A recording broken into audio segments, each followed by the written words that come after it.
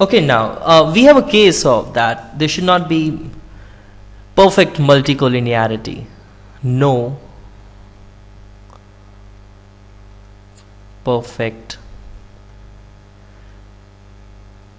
multicollinearity.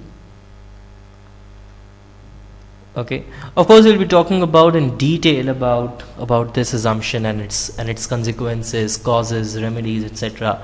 in the relevant chapter. But what exactly it is? Okay, so what is an intuition behind this entire assumption is supposedly if your model is yi equals to beta 1 plus beta 2 x2i plus beta 3 x3i plus ui. Clear? Now if this is the assumption, okay, what would actually you want? Okay, in case if, see, correlation between the independent and dependent variable is desirable, you would want that. Okay, you would want that factors to be included which are affecting your dependent variable, and hence correlation is going to be higher undoubtedly. But the point is, how would you actually, okay, tackle the fact in case if how far correlation between the independent variables themselves is desirable? It is not desirable. Okay, you would want these x's need to be independent of each other, and hence they are independent variables. Are you getting the important fact? Okay, that is, these x's, they need to be independent of each other, fine, and hence, because that's the reason they are called independent variables. And in case if there is a correlation between them, then you would not be able to tell with precision that actually this change in this variability in y is because of x2 or is it because of x3. Clear?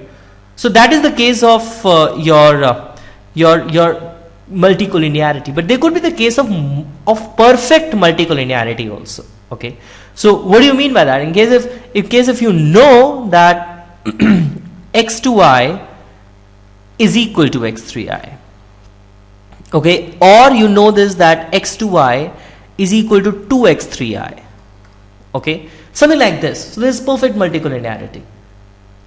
So one of the variable is redundant, because you know this that the movement is going to be like this only. Okay, you will not be able to estimate the model in that case because the other variable has become totally redundant. Okay, you will not be able to estimate the model at all in case of perfect multicollinearity. I'll not go into detail about proving that how exactly in case of perfect multicollinearity you cannot estimate the parameters, because that needs a separate recording.